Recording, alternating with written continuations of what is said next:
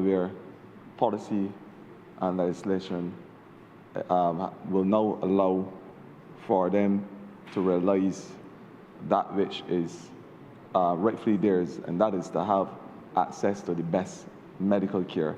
So I want to pay a special homage to those individuals.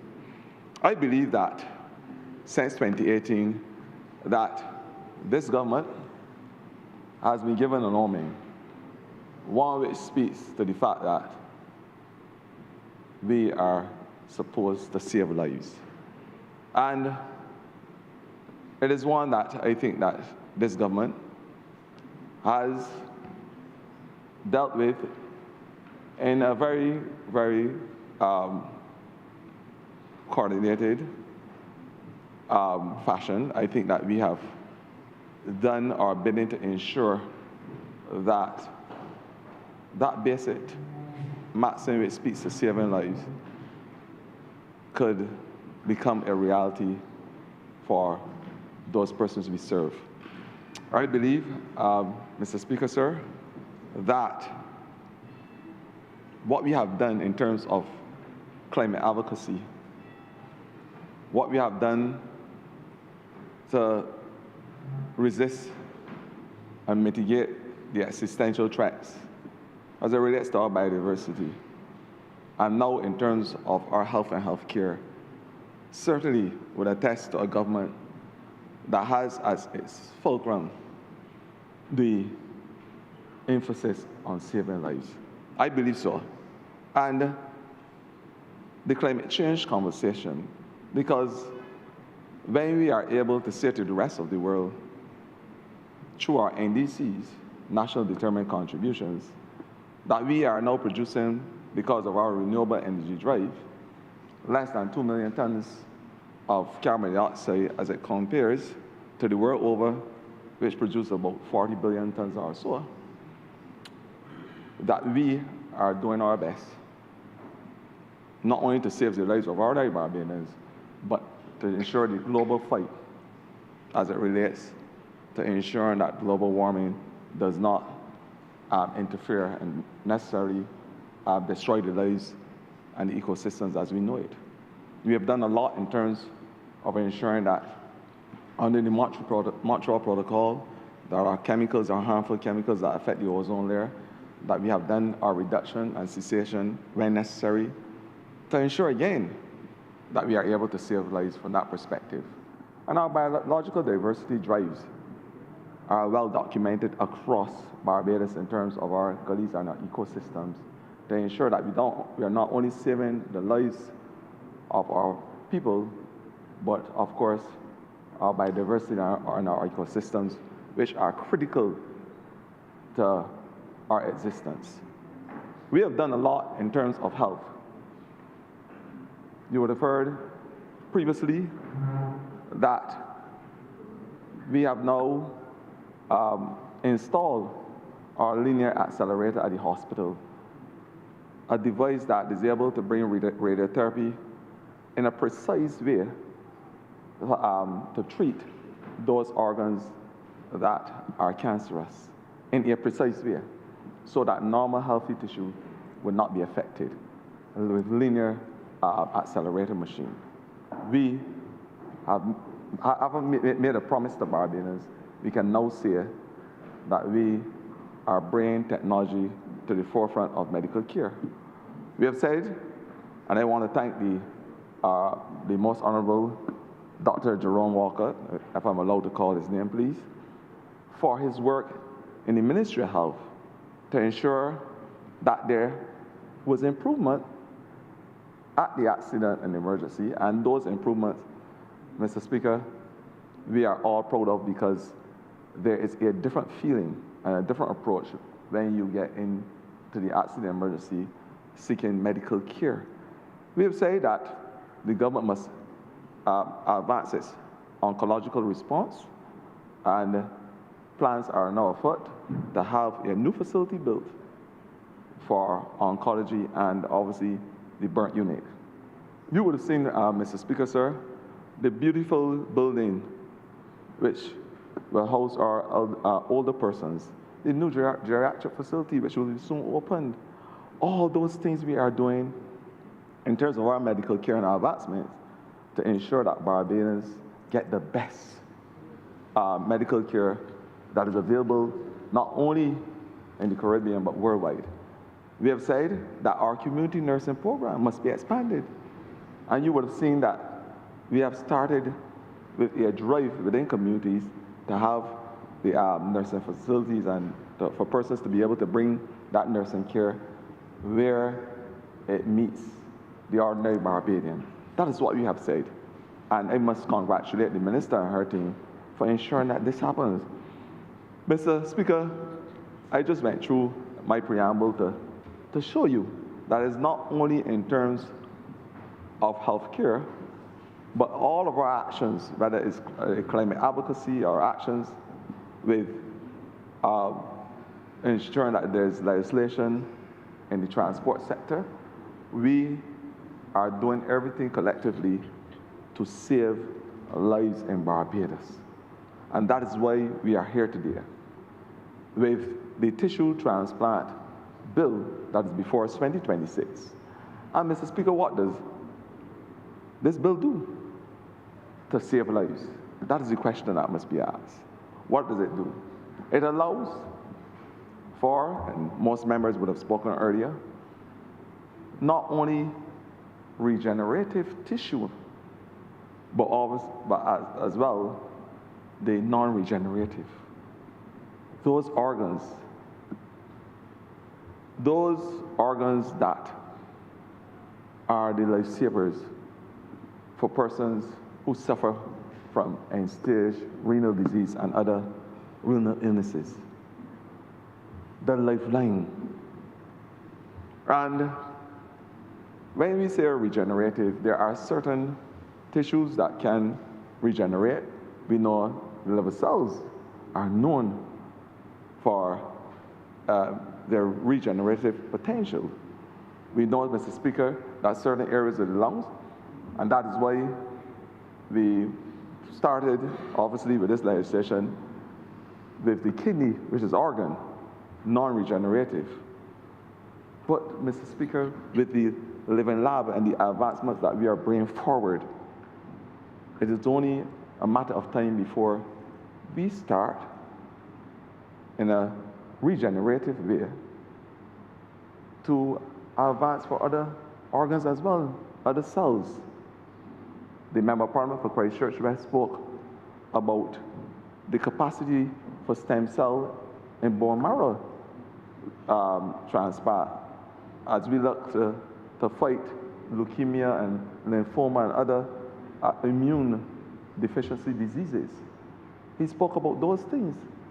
So the visual acuity for this is big and wide because we are starting with our kidney transplant, and I'm hoping and praying that we have a successful one as I speak. But we are starting with this conversation to have the legislation active to be able to do these things in terms of our kidney.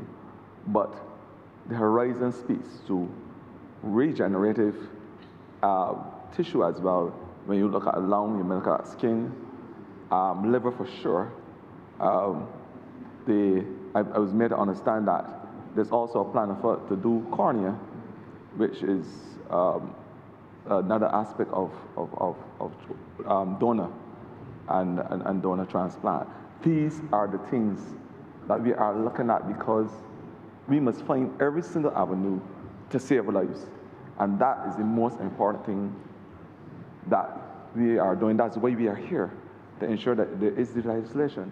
And the Member of Parliament for Christchurch East went through a whole suite of the legislation. He went in to what Barbadians would say the nook and cranny of the legislation, the details of the legislation, from the donors and the recipients.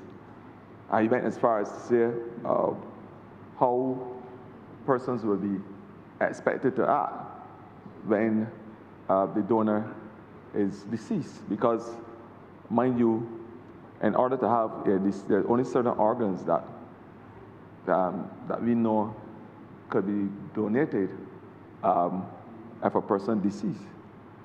And they went through the legislation as it relates to what is considered legally dead, the irreversible cessation of the circulation of blood, the irreversible cessation of the functions of the brainstem. Those things, because the brainstem may be dead, but the heart may still be working, which is a vital organ. Because when we advance with this legislation, heart transplant will be the next thing under our microscope. Heart transplant, which is essential because here is that vital organ that may not be of use because of a brain dead, the irreversible cessation of the functions of the brainstem. That organ, when donated legally, could be used to save lives. And I'm sure that it takes the heart. It takes the good heart of someone. The minister said that she's one that will give her organs freely. But it takes a good heart. And me and her have similar, or she and I have similar hearts. So I would equally donate my heart, which is full of love, to anybody who wants it, especially those in the silver economy. But my heart is good, and I think that you need a good heart, because we are asking Barbadians. I mean, I hear a person say that would like to go back to the grave as they came. But you don't ever go back to the grave as you come. I don't know, most persons in here are short of my voice, who have experienced an autopsy will tell you that your organs are not intact, man, none. So this notion about going back is just one of those things that is part of, I suspect, our imagination, because the reality is that post-autopsy, the organs are not in the same way as they were when you were born, Mr. Speaker, sir. And I know you would have seen more than one, because in your former, I think you're still active in terms of that elected profession. But Mr. Speaker, the important thing is to understand that this legislation brings to bear another opportunity for us in this country to be considered your brothers and sisters in a way that never existed before. And as I said before, even after you are considered dead by the legislation, that you can still contribute to life, whether it's a family member, a total stranger. We must be able to operate, even in the medical sphere, with a sense of altruism. I often hear those in the blood bank asking for donations of blood. And the type of society we live in, the type of relationships Barbadians have with each other, I find it sometimes very, very unfortunate that we've reached this stage. But sometimes we only recognize the seriousness of an issue when it hits home, when it's our immediate family, when it's a mother, a sister, a brother. Then we realize what we are dealing with in terms of the medical sensitivities and the importance of our action. So equally, I'm encouraging persons to be involved in those donations, those drives. When you hear the blood bank calling, go and find out what blood type you have and how you could be part of saving lives. Because the fulcrum of my conversation today, Mr. Speaker, is about saving lives. And that is what this legislation essentially will do. And now, Mr. Speaker, I heard the minister speak. She spoke very limpidly about the health challenges, the chronic non-communicable illnesses. And the minister in health also spoke of it, because the importance of us being able to reduce the incidence by early detection, our testing, and our ability to test and seek medical advice. I think that goes a long way. That preventative and prophylactic approach helps as it relates to the chronic conditions that we are faced with. And we have the clinical data is there to suggest that diabetes, hypertension, hypercholesterolemia, those things have an adverse effect on kidneys, on liver, on heart, and on small arteries, venous systems. They have an adverse effect on our body. And this is also prime time to speak about those chronic non-communicable illnesses that have taken shape in our country in an unfortunate way, because the information data is there to suggest that these non-communicable illnesses are most of the time responsible for the chronic issues that we have with our organs, our kidney disease, our heart failure, cerebrovascular accidents that happen to many of us in Barbados. The research is there to suggest it. So that is why the conversation about prophylaxis is an important conversation. That is why screening is an important conversation. And that is why family history. I know years ago, medical illness, it was basically taboo. Nobody want to talk. Your great-grandmother had high blood pressure.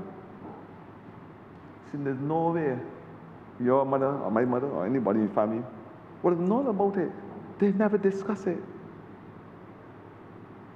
It was one of those fearful still donkey conversations that you would hear from your grandparents. It was just taboo. But now I think with new technology and access to information, people are more comfortable talking about their illnesses. But unless you have the family history and that genetic information that you can relate to, oftentimes you only find out about a chronic non-communicable illness by happenstance. Your head hurting you think that it's the heat outside, you think that you drank a little too much. I would not go into the realms of what remember Parliament President Michael North spoke about. I would not be that libatious. But you drink certain things and you may end up with a headache. I happen to go to the doctor. Then you hear that your blood pressure was extremely high, way over the normal limits, way over. Then you recognize by doing your research, making those phone calls, that your great-great-grandmother had high blood pressure, or that your aunt had high blood sugar. Then you have an episode, you may come off a plane or so, and then your head feels like, well, let me go and think, and when the doctor do some routine tests, recognize that your blood sugar was extremely high. But all the time it took for you to get that diagnosis, Mr. Speaker, sir, unfortunately, your organs are exposed to the dangers associated with these conditions, whether it is the hardening of the arteries and the vessels because of the excessive sugar, or the damage to organs and vessels because of the excessive pressure of the blood pushing through. A lot of things can happen at the time you get that diagnosis. That is why early screening is essential for the fight against the vagaries of these chronic illnesses. Early screening. And that's why we encourage men, sometimes, there's another taboo too. Men don't like to go to the doctor. They don't like to know that they are sick. They feel emasculated when they find out that they're sick and that the wives or the girlfriends or whoever have to take care of them. They don't feel that is a manly thing. And so most of the time, you will hear men saying, "I'm going to the doctor. If we got a headache, then we'll just go home and sleep. And when I get up tomorrow, everything will be fine." But this conversation now speaks to the fact that the illness knows no boundaries, whether it is male or female. It has no boundaries as it relates to children. The information, which is very disconcerting, speaks to the fact that one out of every single child in Barbados, one, suffers unfortunately from obesity. And that is why the diet and exercise must become an equal part of the conversation. How we treat to the diet from our children. The Minister of Health earlier said that the conversation that she was having started at 40 years old. It started from 40 to 80, it went down to 30, it went down to 20, and the pediatrician said, let us start from zero. How we are going to ensure with a proper diet exercise program. Minister in the ministry spoke about the fact that even as I talk, I am exercising. And that those lifestyles that foster a sanitary behavior, those unfortunately also marry themselves to chronic non-communicable illnesses. And that's why the simple things are moving around and doing those things around the house, these chores around the house, and saying to get rid of the gardener. But help him when he comes on a Saturday to do some gardening. All that brings about movement and exercise, which is critical. So it's diet and exercise, and we have to start the conversation from a young age, because we are trying it in the schools, and I want to thank the Ministry of Health, Education for their program in the school in terms of reducing those sugars and salty snacks within the confines of the school. But equally, when they leave school, what is the situation? How do we get parents to be part of that conversation? Because, as I said earlier, the data is there to suggest that chronic non-communicable illnesses lead significantly to the heart failure, the kidney disease, and the other diseases that we know that we are faced with as a country. I'm happy that we have reached this stage to be able to offer a new lease of life for persons who are suffering with kidney, heart disease later on, some lungs, persons who have different types of cancers will need bone marrow, which is regenerative, I spoke to earlier, and all those illnesses that we can help persons with. We have technology. We cannot let the rest of the world run this Usain Bolt race with us and leave us behind.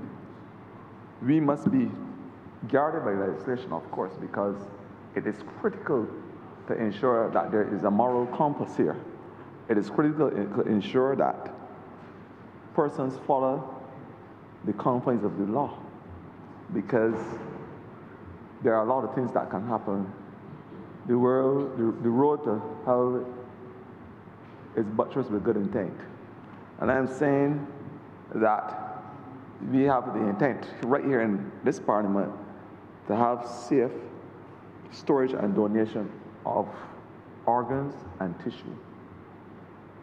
But there may be other persons out there whose intent may not be on the same trajectory. And they may see it as a business transaction. That's how they may see it. So that's why the legislation is there. I saw in some instances you can get a $500,000 fine or 7 years in prison, $50,000 in other incidents. But the legislation is there for us to have a limpid association with what we are doing in Barbados as it relates to ensuring there's fairness across the board. And that is why we have the Attorney General, who I'm a part of Christchurch East, who explained in detail all those things that we expect persons to do to comply with the legislation. I must admit though, because my colleague from Christchurch West spoke about his colleague who came to him earlier in the day about a situation as it relates to dental and the Dental Registration Act and on what happens with the dentist. And because I was making the point to him that this legislation may not be as nascent as we think. A couple of years ago, I went to get a dental implant, and I was told that I didn't have the bone density to be given the implant because of where it was located.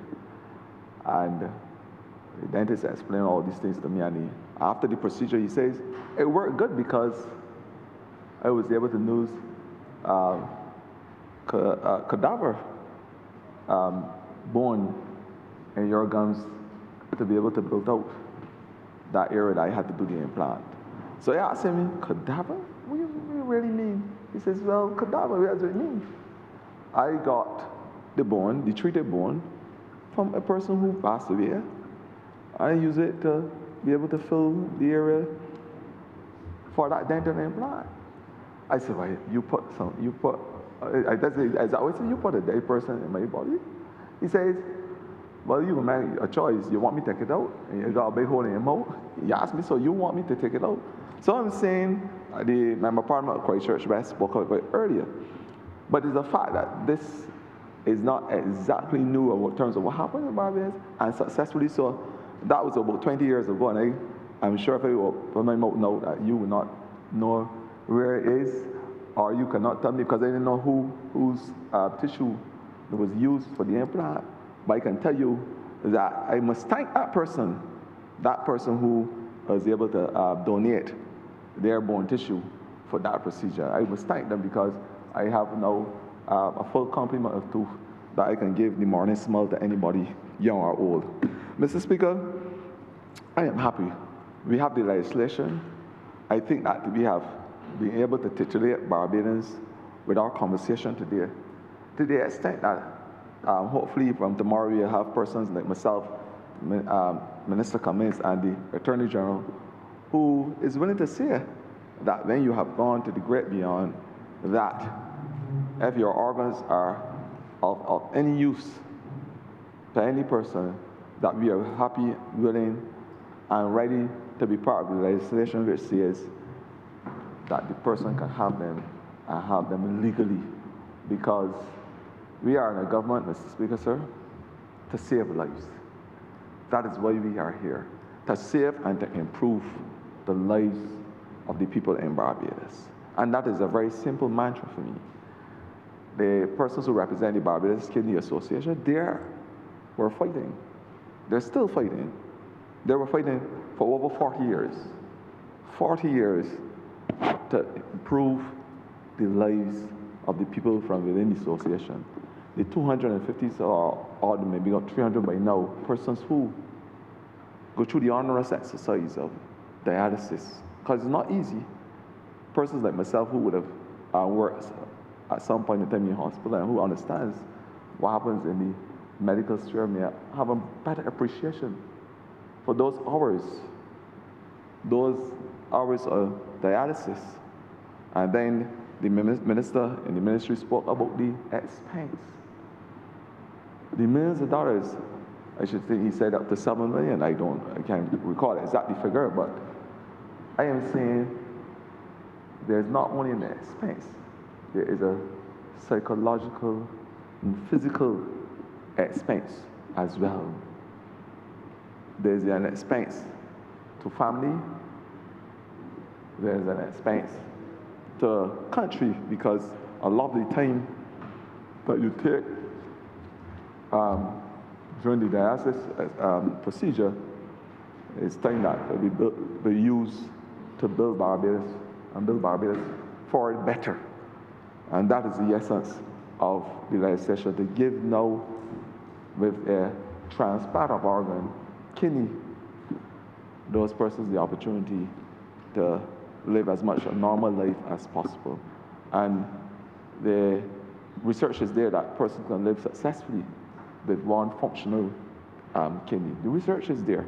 So, and there's also a commitment made from the Ministry of Health to have the immunosuppressant medication available. So it's not only about the organ and the availability of organs to transfer and tissues, but of course it is also the aftercare, the post-operative care in terms of medication. We have the experts, and I want to say to all Barbadians that all doctors here can go anywhere in the world and stand toe-to-toe with any.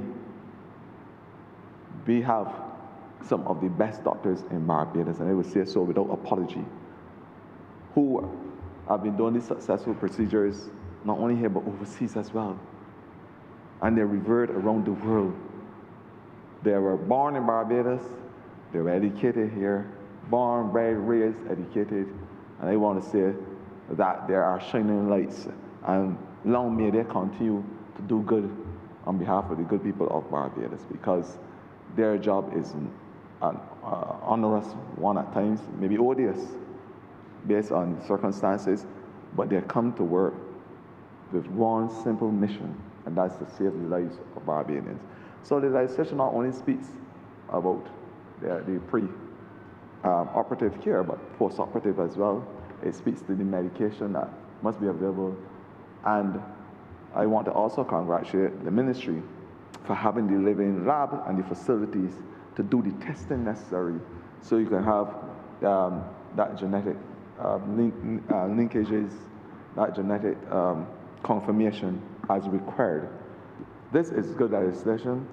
I'm only hoping that Barbadians respond positively, because the ability to save lives is a priceless ability, and it's something that I think that Barbadians should be especially titillated with, to be able to go out there and say, I am able to help my brother and my sister, to help persons who are in need by giving freely of myself. And that is, Mr. Speaker, the godly thing to do. That is the Bajan thing to do. And I want to endorse this legislation with every single sinew of my being. Thank you. I'm obliged. Honourable Senanju. Thank you, Mr. Speaker. I too want to lend my voice in support of this bill. Mr. Speaker, I come from a part of Barbados where communities still rally behind persons when they are sick, where people come out and in an effort to assist those who are vulnerable or sick or who needs help in the community, they do a number of things, community events, they hold raffles. Every so often in the church, you will see a special collection being taken up for persons because there's a member of the church and they're sick. You have the barbecues, you have the cruises, the fetes, fish fries, cake sales. I come from a place where those things are still common. Those things are still expected when someone falls ill within the community and there's something that can be done by the community. Persons in the past would have gone to the MPs, gone to the members of their family, trying to find funds to go overseas to have operations done, have procedures done, because they could ill afford to do it here, or it was not available here in some cases. In the case of kidney transplant, then only life donors were permitted, and then in many cases that was limited to family members. In many cases, if you could go overseas and get it done, you can get it from a donor.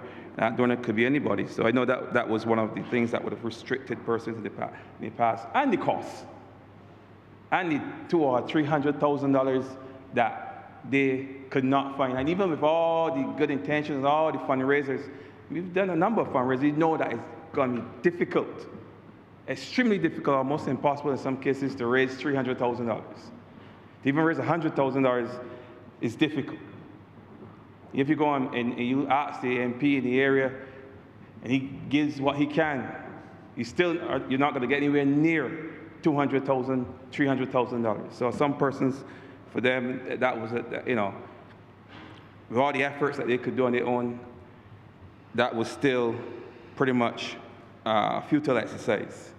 But what this bill does, Mr. Speaker, is that it gives those poor families in places like Belle Plaine and Hillaby, Orange Hill, Bordens, all across Barbados, those communities where persons who can ill afford, it gives them the hope of a permanent solution. The opportunity to have a transplant done here and fix a problem, and fix an illness that they would not otherwise be in a position to treat to. And you see, if the kidney, or the kidney failure, the renal failure, and I grew up in a house with a stepmother who died from renal failure. I've seen how the impact it has on the body, on the person. She was an elderly woman, she was 70, but I've seen younger people who suffer from kidney failure. And if it affected just that person, that would be bad enough, Mr. Speaker. But the fact of the matter is that kidney failure affects not only the individual, it affects the entire family. Person can't work. Good luck for them in Barbados. Our health system is such that they may not necessarily have to pay that $1,100 to $1,200 per session that the members spoke about. They may not have to pay that money up front, but they are there on the machines for hours and hours and hours, and when they come off, they're exhausted, they're weak, they're tired, they cannot work. They cannot support their families. Now imagine that you're in a family, you're in a household, you're sick, but then on top of that, you cannot support yourself, you cannot support your household. Your children, they got to go to school, but they're at school, they're studying, instead of studying their work, they're studying you. Because I've seen how the body wears away with kidney failure. And a child that is studying in school cannot function, cannot study your work if they're coming home to a father or a mother who they know to be strong and healthy and bubbly, and all of a sudden they're home in a bedridden, cannot move, cannot do anything, cannot walk, cannot play with them.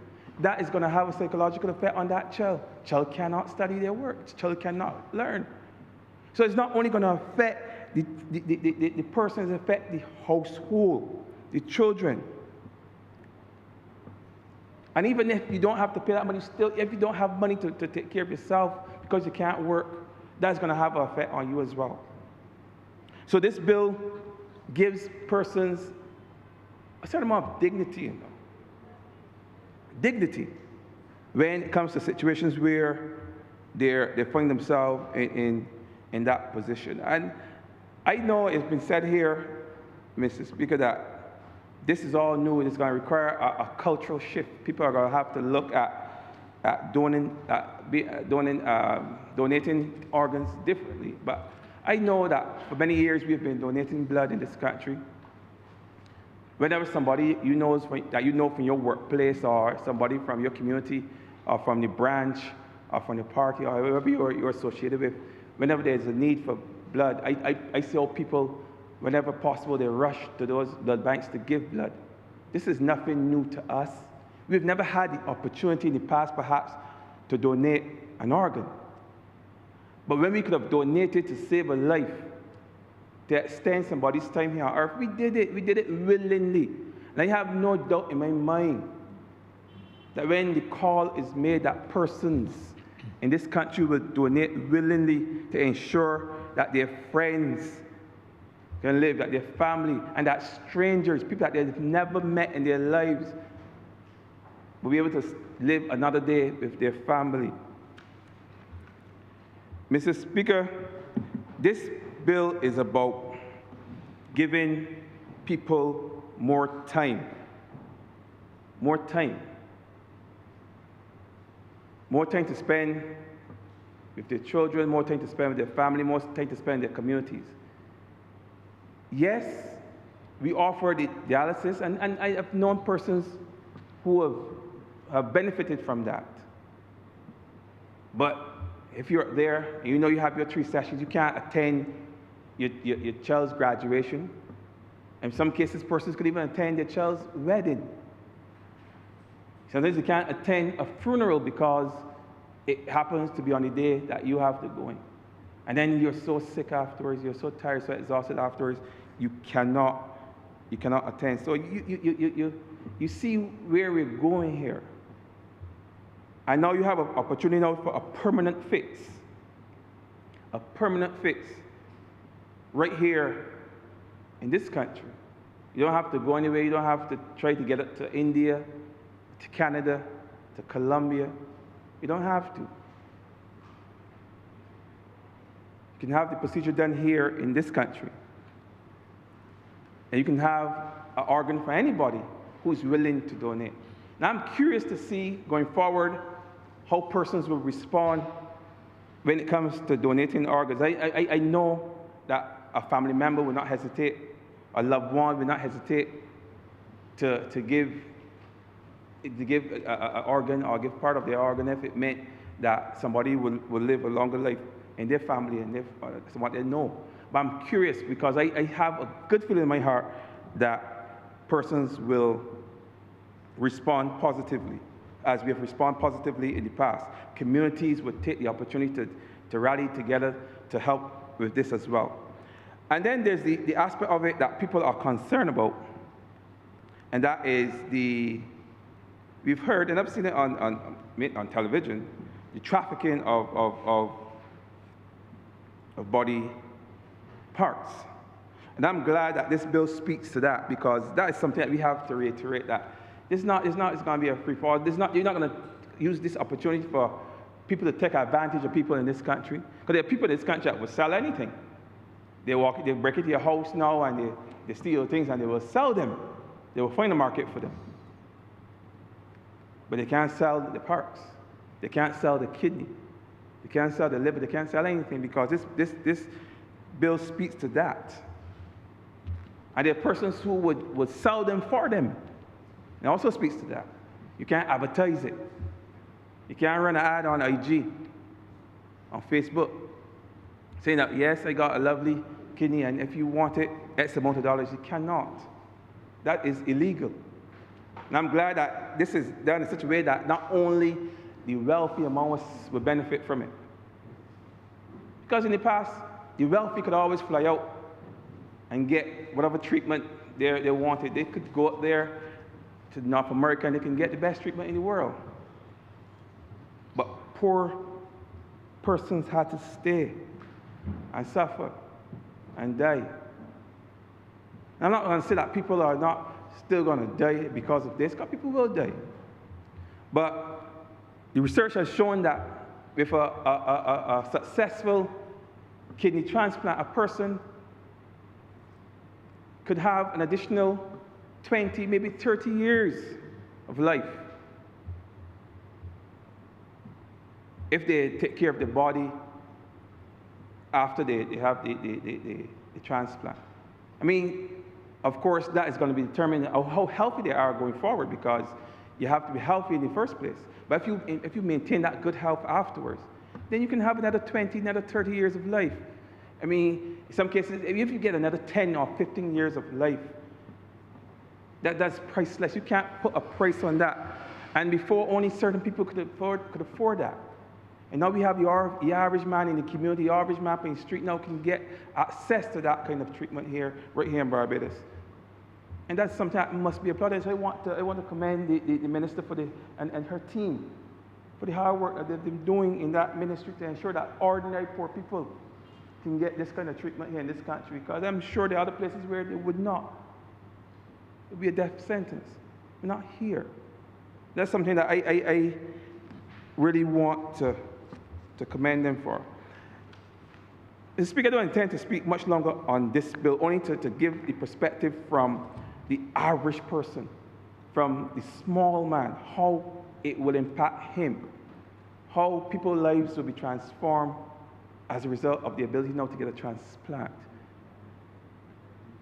Because sometimes we don't see the hardship that people go through. You don't see how people are scratching their heads, trying to wonder where they're going to find money, how they're going to get this loan, who they're going to beg to get the money just to pay for medical treatment. We don't see that sometimes. As MPs, sometimes we hear about it because they come to us. They will come to us. If they know us well, they'll come to us early. If they don't, they will come to us eventually. But they do get to us, directly or indirectly. But if you're in a household, if you're there, you see your parents can't sleep because they have a child, they're wondering how they're going to find money. A father can't sleep. They're fretting, they're arguing one another, they're upset all the time. It's just because they know that they have the stress of trying to find out where they're going to find money just to prolong the life of a loved one. And we see it. It happens in our communities every day. And now this opens the door to hope for such persons. Persons who are invisible, but they are out there. And I'm glad that I can stand up in here this afternoon, Mr. Speaker, and I could lend my voice in support to this bill, because I know it's going to make a big difference out there for the average Barbadian. With those few words, Mr. Speaker, I want to again associate myself fully with this piece of legislation. I thank you. Honourable Mr. Thomas. Mr. Speaker, I'm grateful for the opportunity to join in the debate on this bill. And it asks us as a parliament really one question. When science allows us to save lives, what does the law do? And what do we as parliamentarians do? So there are some bills that regulate. There's some bills that modernize. There's some bills that come to Parliament to tidy up administrative matters. So this is not one of those bills. Sir, this is a bill about life. It is a bill about hope. It is a bill, sir, that will give Barbadians the opportunity to celebrate another birthday. A parent or grandparent to experience Christmas with their loved ones again. To see a son play a sport for his national team, a daughter get married, and a grandchild take their first steps. Mr. Speaker, that is why I wholeheartedly rise to support the bill, and I want to commend the Honourable Minister for the manner in which she presented it today, sir. When all is said and done, when science gives us the opportunity to save lives, the law must keep up. Mr. Speaker, every week in this country, they sit quietly beside their dialysis machines. Some 3 days a week, 4 hours at a time, week after week, month after month, year after year. Well, many of us are planning our week, sir. They are planning their next dialysis appointment. Well, some of us will worry this evening about traffic as we leave this place. Others are worried about whether their bodies will hold up another day. That is the graphic reality, sir, that faces every dialysis patient. The mothers, fathers, the teachers, the police officers who have to deal with that, public servants, or neighbors or friends. It is, sir, every Barbadian's wish to just simply live an ordinary, peaceful, and happy life. This is why this bill matters, sir, because transplantation is not simply a matter about a medical procedure. It is about hope. It is about freedom. Freedom from the dialysis machine, sir. Freedom from the constant hospital visits. Freedom from enormous medical bills. For freedom to return to work and to do the things that you love.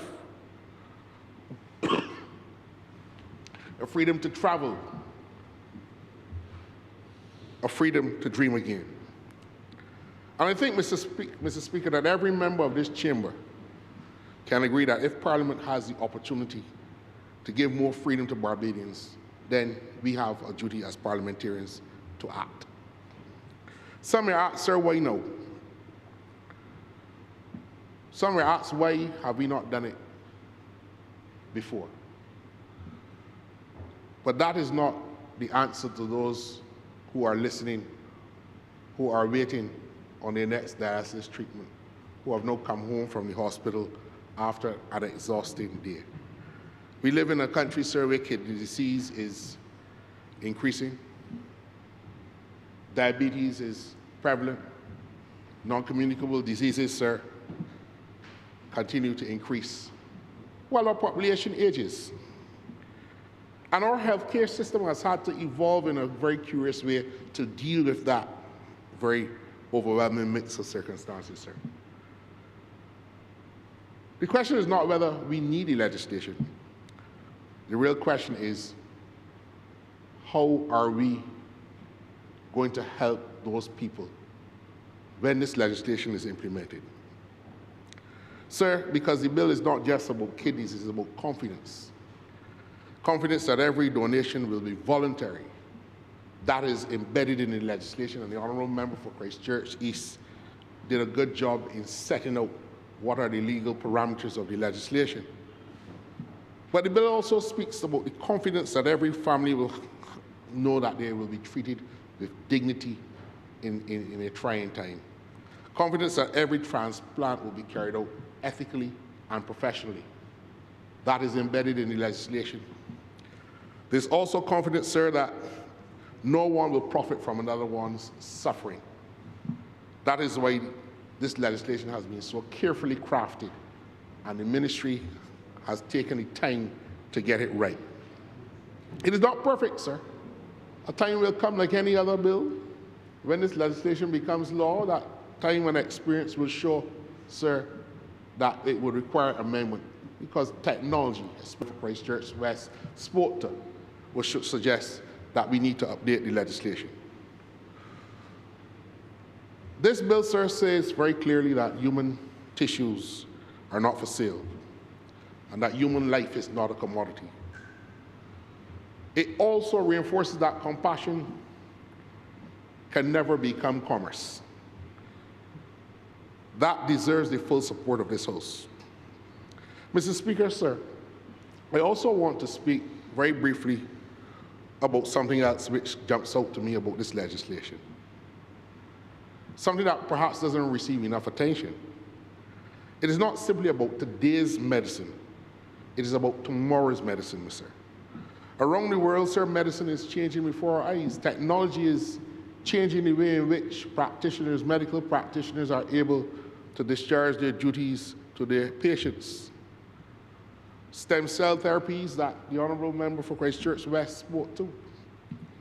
Regenerative medicine, sir, tissue engineering, and my favorite, artificial intelligence in supporting diagnosis.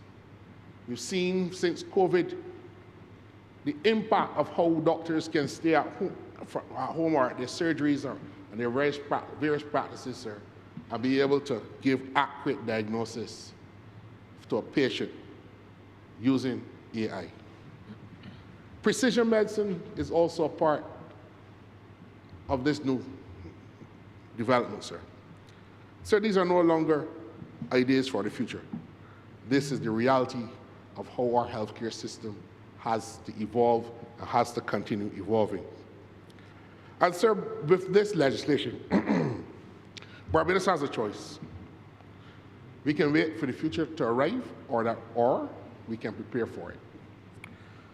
And I believe this bill says that we will prepare for the future, sir, because it creates the legal certainty, which, sir, you know that I agree, and you would agree, is very important. It will allow the doctors to innovate. It would allow people in all of the bio fields, whether it's biochemistry, bioengineering, in medicine, medical technology, all the various fields in that science to innovate. It allows the researchers, sir, to explore. It allows us to build a cadre of young professionals across those scientific fields to feel that we have a medical field that can support innovation and creativity. And it allows also to bring capital to invest in medical science, in building out the health sector in this country. It says to every young Barbadian studying medicine, every young Barbadian that's studying biology, biochemistry, that your country believes in your talent. And this trend-setting legislation will not only create a platform for those patients who need an organ transplant, to get an organ transplant and to increase the number of transplants we're doing at our hospitals, but also the back-end services that are necessary to support those surgeries. Sir, it says to the Barbadians who are studying overseas in these new technologies, who are mastering the research, that they can come back home and contribute to this country's development. It says to the people who look to the countryside and dream of what the horizon offers on the coast, that our inland environments can become places where people can come and convalesce and enjoy the beautiful country air of a St. Thomas countryside, sir. For too long, Mr. Speaker, a number of our brightest medical professionals have had to leave Barbados to find opportunities to practice cutting-edge.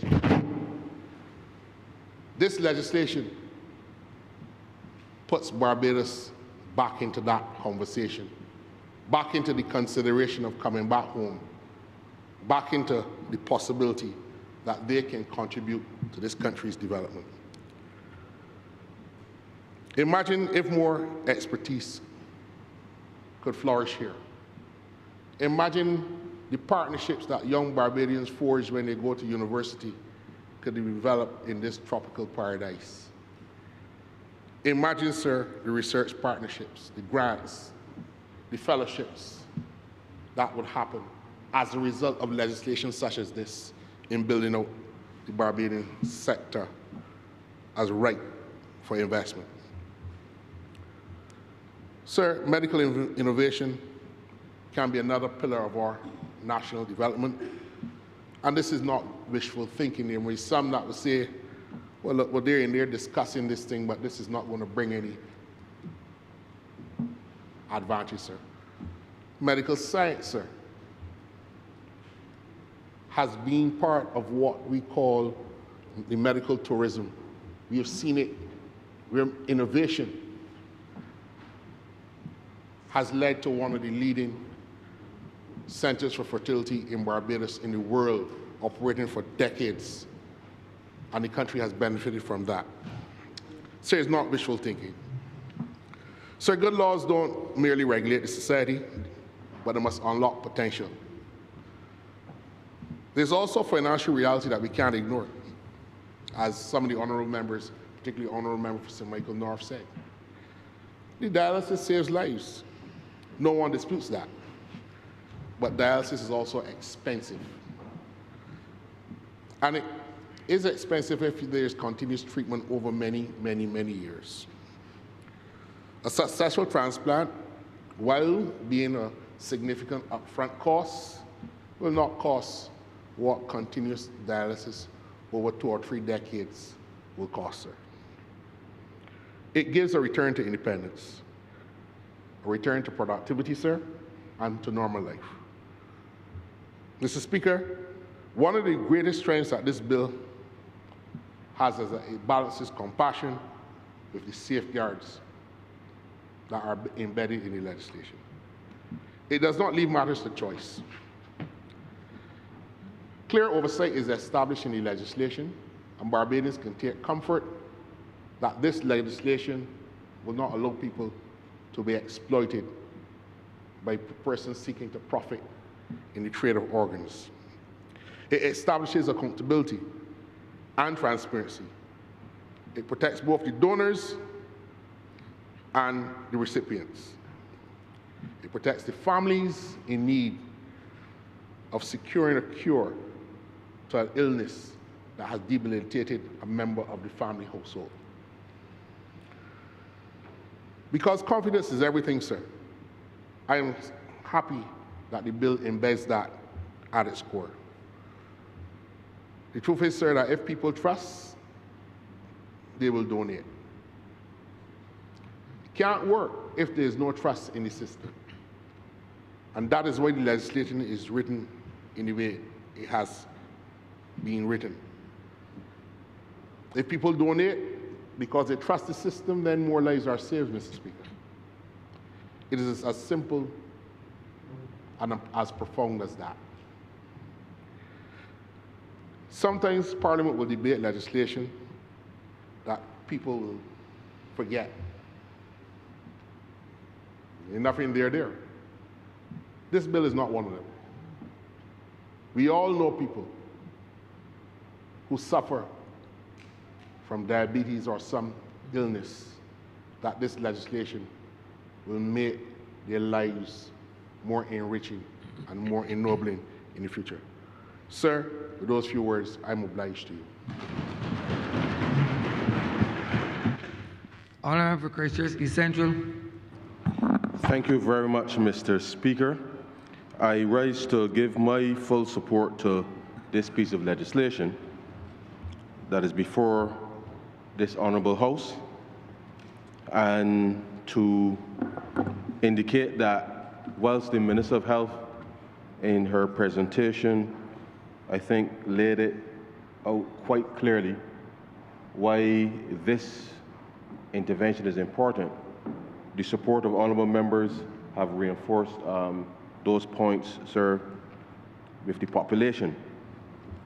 And so we appreciate, sir, that in 2026, Barbados, having spent a considerable amount of money over the years, sir, in watching the trajectory with respect to the evolution of NCDs on the population, I think it is not just timely that we are able to put a regime in place that provides alternatives with respect to how we manage healthcare, at least at the policy level, sir, but really to give families additional options that we hope, sir, will bring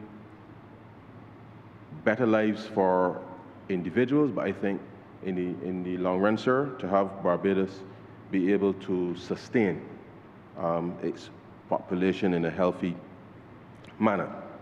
But the truth is, sir, that this piece of legislation is really at the end of a spectrum, sir, that we have to make sure that, one, government is able to keep pace with the challenges that are facing the population, and to be able to create an environment within which not just education, sir, because public education is going to be fundamentally important if this intervention is going to be successful. And I heard the honourable member for St. Thomas who just spoke about trust. Because I too, sir, thinking about who could benefit from my organs, should I decide to be a donor, sir. And people's conceptions, sir, about the value of life. And therefore, as a society, we're really going to have these genuine conversations around our own mortality and what we can do with our organs and who they can benefit after we have passed. And these are conversations that are not easy to have because we all have our prejudices, sir. And I would like to believe, sir, that I live a reasonably good life. And in living a reasonably good life, sir, I would like to know that my organs will help somebody else to live a reasonably good life. And these are conversations that people will need to have to dispel, sir, any prejudices that people may have about not just wanting to donate, but my wish, sir, that, you know, within certain bounds, that people will like to see that recipients, in getting a second lease on life, so to speak, will appreciate, sir, that the sacrifice, if you like, sir, particularly after death, but I know that in some instances, we will be able to do so before, if persons decide to become organ donors, sir, that these conversations are live conversations that must happen right across our communities, sir, in Barbados. And therefore, the trust element within this process, I think is fundamentally, sir, important, which the government, in regulating this particular space, sir, will have to ensure that there's very open transparency in relation to how these things are effected. And so we are seeing, as the minister indicated, sir, a significant increase in costs, sir, in relation to treating NCDs in this country. And to the extent that this is now an intervention that allows families and individuals to be relieved of some of those costs, I think is particularly significant. Now, sir, some of the conditions that people may have are congenital, which may be, obviously, sir, means from birth. And in a sense, I know that in Barbados, when we speak of the cost of living, we tend to focus, sir, on food prices, we tend to focus on electricity, gas prices, and those types of everyday, as we would call it, sir, going into market and affordability issues. But Barbados has been faced, sir, with an NCD crisis that also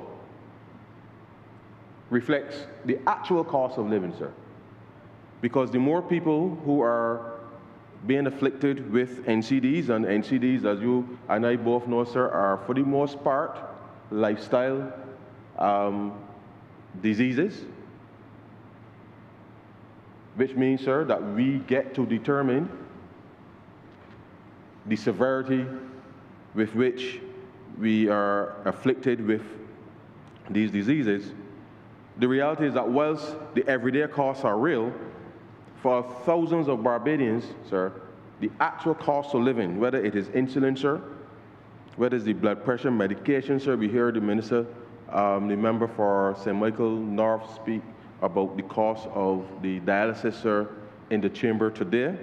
The cost, sir, of repeated doctor visits, and whilst I well, my wife may disagree, I go to the doctor regularly, every year, and every 6 months to get checked up and stuff. She would like me to go a little more often. But the reality is, sir, repeated doctor visits is a cost. If you are managing these care, sir, the cost of travel for the treatment, all of these contribute, sir, to the actual cost of living in this country. And from the perspective of managing NCDs, the government, in putting this particular intervention in place, sir, is part of how we see the spectrum of responding, sir, to some of these costs. And so between the financial costs, sir, the emotional costs, the physical costs associated with this, sir, I can only imagine that putting this in place helps us to be able to alleviate some of those issues, sir. But it doesn't stop there. Because as I've indicated to you, sir, the ministry, as a matter of fact, sir, just today, over the next couple of days, the government of Barbados will be meeting on a mission to finalize aspects of the debt for social swap, sir, which will focus on health. And with specific focus, sir, on how are we able to change behaviors and health-seeking practices in Barbados. And to the extent, sir, that we already have an NCD epidemic in the country, sir. Recently, we were told that 42%, sir, of our children are either overweight or obese. And therefore, that number, sir, basically 1 in every 2, means that if we do not get the school nutrition policy right, sir, that those children will just be the feeding stock, sir, the feed stock on the NCD trail, sir. And therefore, when we talk about the cost of living for these children, growing into adulthood, sir, all of the costs that I laid out there, whether it is insulin, dialysis, any of those things, sir, those are some of the things that will be facing those children. And whilst we're here to deal with transplants, sir, and encouraging people to be donors, part of government's responsibility is to look at the total policy. So this bill is important to give persons who are suffering right now an opportunity to not suffer. And as we all know, sir, transplants are complicated procedures, because you got to find a match, sir, in the first instance. You got to hope, sir, that in finding the match, then that your body does not reject that which you have been given, and therefore there is really no guarantee of success. But it is an opportunity, nevertheless, for us to be able to save lives. But the government, sir, and working with the rest of the country, sir, we want to make sure that, in effect, sir, we really want to reduce the demand for persons who may need transplants in the first place. Therefore, reducing the number of people, sir, who are coming down with severe NCDs and can't manage their circumstances, sir, such that it's not that it is a cost issue, sir, it is a quality of life issue. And therefore, what we are doing with the Ministry of Health and with the Ministry of Education is so important, sir, that whilst we are providing this particular regulatory framework today to help those who are already afflicted, sir, that we need to ensure that people in this country, sir, that we can work together, take the right decision, sir, to change whatever part of our lifestyle we may need to change, sir, to ensure that we can better manage, sir, our affairs. And health, sir, is the wealth of any nation, and therefore we want people to be spending their time, their money on things that are of importance to them. Don't get me wrong, sir. If something wrong with you, go to the doctor and spend the money and make sure that you find out what it is. But if you can prevent the very thing from happening, sir, then I think that's a good bet. That's a good bet, sir. And therefore, whilst government is putting this framework in place, and I can only imagine the work for the Ministry of Health now really will begin even in more detail and more earnest, because this framework is unforgiving. Because, sir, with giving people hope, we now have to deliver. And therefore, sir, you have to convince people to be donors in the first instance, sir. We have to educate people who will be recipients as to the quality of the organs that they will be receiving, sir. We have to educate all of our stakeholders, sir, in the process, so that, as you know, sir, we live in an age of misinformation. And therefore, the Ministry of Health, the government, the medical fraternity must be, sir, the nurses, everybody must be in the forefront, sir, in being able to speak with Barbadians, and don't leave it to the minister or the ministry alone. This, sir, is a whole of country educational approach that we now must dispel any misinformation or anything that might be put out there, sir, that could dissuade Barbadians from making a decision, sir, that could be to their benefit in the long term. And so I come back to the point, sir, that in shaping some financial engineering, I know that the Ministry of Agriculture will be working with the Ministry of Education, will be working with the Ministry of Health, with the nutritionists, to ensure that we can reduce that 42%, sir, of obesity and overweight children over time, aggressively, so that the demand, as I said at the back end, sir, with respect to the number of people who may need some type of transplant down the road, is actually reduced. Whilst we give the people a new lease on life today, as the system is rolled out, sir, so that they can go into the communities and tell people, look, once I've been the beneficiary of this particular intervention, I want you to know that I was going on that road too. And that is not a road that you really want to travel, because we need ordinary Barbadians talking with ordinary Barbadians to help change the mindset, sir, around the lifestyle and the choice, the dietary choices, sir, that some of us are making, and to the extent then that we can better manage, sir, our NCD profile. And so this is particularly, sir, important. It means more screening, sir.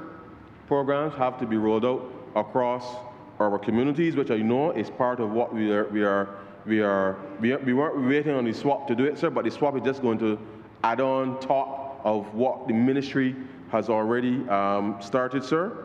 And therefore, we want to encourage people, sir, to stay tuned to the information from the Ministry of Health. Now, sir, we've spoken a lot about dialysis, kidney failure, sir, and the like. Now, you and I both know, sir, there are some Bajans, sir, who like to take a little sip, sir. And I, too, sir, have been trying to encourage Barbadians, sir, to invest in rum bonds rather than... I think to invest in what, honorable member? To invest, sir, in rum bonds. Not boss bonds. Rum bonds, sir, rum bonds. Rum. Because, and I'm being very serious, sir, the reality of how we live. Barbados is rum, rum is Barbados. It is part of our history, sir. But the reality of all of what we are saying, sir, is that we need to understand, sir, what we are doing to ourselves cumulatively over time. And I think to the extent that how we consume, and I know that an individual will have their choices, sir. Each one of us may have a little vice, sir. The reality is that those vices may contribute, sir, to some level of ill health.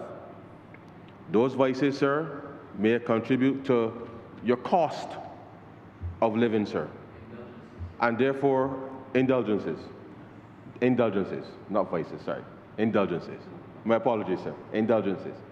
And therefore, whilst I know that men will be men, sir, we have to support each other in relation to encouraging more men, sir, to not just go to the doctor more often, but actually find out what is happening in our lives, sir. Because oftentimes, it is usually too late when your wife or your girlfriend or your mother or your sister or somebody confuse you enough, sir. And this legislation today may very well present an opportunity for a lot of men to live healthier lives, sir, get a second lease, as I indicated earlier. But we have to want to be around, sir, for our families. And I hope that as we work with the Ministry of Health to bring about a new level of awareness as to how we want people to better live their lives, and wanting people to be around for longer, sir, to support their families, I think we owe it upon us, sir, to make sure that we have those conversations in our immediate circle, sir, so that whether it is the screening program, sir, that we support each other as men, sir. The women already look after themselves for the most part, sir, and they try to help us to look after ourselves. I think we men, sir, have to show up and take some responsibility, sir, for wanting to be around longer to help. Honourable, that's a very wide, I don't want to intervene. Honourable, that's a very wide and general statement you just made. I'm trying to make sure, sir, that perhaps you might be better particularize it rather than have it so general. It's a little bit on the general side. Yes, sir. And I reiterate, sir, in all seriousness, that if this intervention is going to be successful, the conversations must be had not just at the level of government, but in our homes, in our communities. And to the extent that we as men can have those conversations amongst ourselves, along with our partners and our wives and spouses and the like, sir, I think it is an important initiative that needs to be undertaken, because we can do better. And I hope that as we are working with the Ministry of Health to bring in a new paradigm shift in relation to how people live, how we eat, how we drink, sir, how we exercise, how we seek out medical attention, how we analyze that information, and appreciate that the medical profession, the doctors, sir, they are there to advise us, sir, as to what is the appropriate path. In the same way, sir, that if I get into trouble, I come to you, sir, for advice. And when you give me the advice, sir, I can follow you, because I know you can put me right, sir. And therefore, in much the same way, I hope that with this very important initiative, that more Barbadians, sir, will not just seek to understand what it might mean to be a donor, and how their own lifestyle in terms of how the screening will be done, would allow them to become donors, and that we have the right level of education, sir, right across the population, so that people can, in fact, sir, make those decisions, not just for themselves, but I believe, sir, make the decisions that is in the best interest, sir, of the family. Our healthcare system, sir, is evolving. We're investing a significant amount of resources to expand the capability of the healthcare system. And as our population is getting older, sir, by 2050, sir, it is estimated that half of the population will be over 65.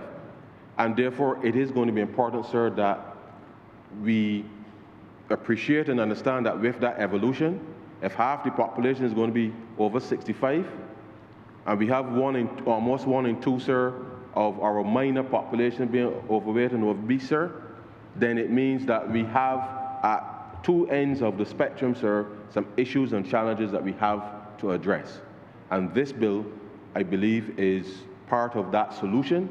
We will work with the Ministry of Health for them to be able to execute what will be a very aggressive, I don't like the term public relations, but it's really a strong educational program, sir, over the next 3 years that I think will put Barbados on a completely different trajectory than those numbers would suggest. Because we want, sir, to improve the lives of Barbadians. We are strengthening, sir, our healthcare system.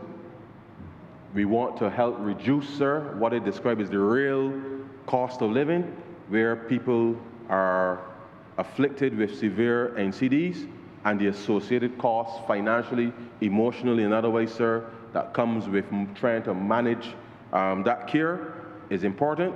And we want to make sure, sir, that where ill health can be prevented, sir, that we as individuals, we as communities, that we can do our part, sir, to make sure that we can prevent ill health. As I said at the beginning, sir, there are things that happen to people from birth, which naturally means that you have to live with these things over life. But with the innovations that we're seeing here, I believe that we might be able to find some solutions with respect to that, sir. And I hope that once we have passed this bill here, I ask Barbadians to give 100% support to the Ministry of Health and Wellness, sir, and the partners, sir, that they must engage with, certainly with the Ministry of Education, to ensure that we can turn what might appear to be a crisis into opportunities that the average Barbadian, sir, can see a tangible benefit with respect to improvement in their lifestyle. And with those very few words, sir, I'm obliged to you. Honourable Member for Michael's office. Thank you, Mr. Speaker. I have no intention of detaining this place, but I do feel it necessary to rise in relation to this particular debate to be able to offer support to the Honourable Minister from the other place, and also to support those who have fought to be able to get us to this point. Now, while I appreciate that many people have played a significant role in getting us to today, I recognize that the reason that this piece of legislation that we're about to pass today has certainly not met the level of opposition and the criticism that it ordinarily might do is because I think both political parties have had a hand in being able to shape the bill.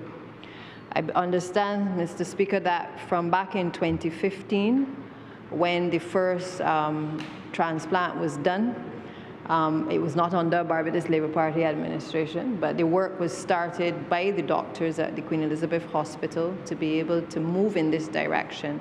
And I think that today we must recognize that while as a party we have come to office in 2018 and we have continued to push for this work to be done, that there must be acknowledgement beyond this party and certainly this government, and certainly recognize the people who would have worked through both administrations, as well as certainly the doctors who would have been there back in 2015 and I'm sure before, being able to push forward the process. Obviously the associations as well that have been a part of this process ought to be commended as well, because I know that they have certainly been both in the forefront and also in the background, making the calls to MPs. Certainly I have received many calls from not only persons from the association, but also from people who have experienced, for instance, kidney failure and have been going through dialysis and have wanted basically this legislation to come to the fore. I believe it was my colleague, the Attorney General, who he and I were at a meeting in his constituency on one occasion where a gentleman made a plea to us to be able to have this legislation and this bill brought before Parliament as a matter of urgency because his wife was a sufferer and is a sufferer and wanted to be able to have a degree of hope that our legislation would be able to be passed quickly so that she would be able to get the necessary relief here in Barbados. So I rise today really to offer full support for the bill. It is a significant and I believe a forward-looking piece of legislation. It has the potential to transform the healthcare delivery in this island and also to bring what I consider the most important thing, which is renewed hope for the citizens of this country to be able to know that if they find themselves in the unfortunate circumstance that they may require a human transplant, that the legislation now exists in Barbados or will exist after today in relation to being able to seek the necessary care that they need. The bill represents, though, more than a legal framework for transplantation. I believe it represents the compassion and the dignity, as well as the medical advancement and also our collective responsibility to protect and preserve human life. It establishes the safeguards which are necessary to ensure that transplantation occurs ethically, that people aren't doing it behind closed doors, and that we don't have any back door or back room operations being established to be able to do this. It also establishes a way for us to do this in a transparent way, and also with the highest respect for both the donor as well as the person who is receiving the donation. Mr. Speaker, this legislation is particularly important when we consider it against the changing health realities across Barbados. As the last speaker was noting the numbers and others who have spoken, I looked at some of the statistics online, and I want to reinforce the fact that we are dealing with a situation where the non-chronic communicable diseases account for roughly 83% of deaths in this island. Of course, the leading causes being strokes, prostate cancer, diabetes, and kidney diseases. We therefore, I believe, Mr. Speaker, have to ask ourselves a very important national question. And the question is whether we are moving fast enough to tackle the growing burden of chronic non-communicable diseases in Barbados. Because from what everyone has said, we get to this point where we've had to take this action because in many cases, some may be genetic, but some, from what the records are showing and the statistics show, a lot of these challenges that people face can also be avoided with the right care of their bodies and certainly the right things that they take as well. So when you have things like diabetes and hypertension, which continues to place a significant burden on our population and our healthcare system, I believe that is cause for concern, Mr. Speaker. These conditions are major contributors to kidney failure, to heart disease, to strokes, to blindness and other serious complications. And while genetics might influence risk, many of the drivers of these diseases are associated with lifestyle factors, including unhealthy diets, which are high in sugars, salt and unhealthy fats, a lack of physical activity, obesity, tobacco use, harmful alcohol consumption, and delayed diagnosis, because we know Bajans often don't like to go to the doctor to find out exactly what is wrong with them. And perhaps the most troubling one is the fact that people sometimes when they know, they do not take the adequate management for their conditions that is required. So you have situations where people are supposed to be on medications, they're not taking the medication, and then when they have a chronic episode which results in them having to go to the doctor, then you discover that the reason why they're at that point in terms of having a stroke or a heart attack is as a result of them not taking the particular steps that were required. The reality is that we are seeing the consequences of not addressing these issues every single day in our hospitals, in our clinics. When we do our own clinics, I believe, and our interaction with the general public, we see the signs of people not taking control of their own eating habits as well. We see it in terms of the families that are struggling with the loved ones. We are constantly talking about how we have an aging population, how we're not having enough people bearing children. But I don't know if the reality is hitting home, Mr. Speaker, that it will mean that in the next few decades that the generation that is suffering with the chronic diseases will die out. And if we don't get on top of things, we're going to have another generation coming up which is going to be plagued with a number of chronic non-communicable diseases. This is a problem, and it is something which I believe that while we speak today in this debate, I think that this is about this legislation, I think that we have to deal with these issues running in parallel to any public education programs that are going to be done on this particular bill as well. Approximately 70% of the persons who receive the hemodialysis in Barbados have kidney failure linked to uncontrolled diabetes and hypertension.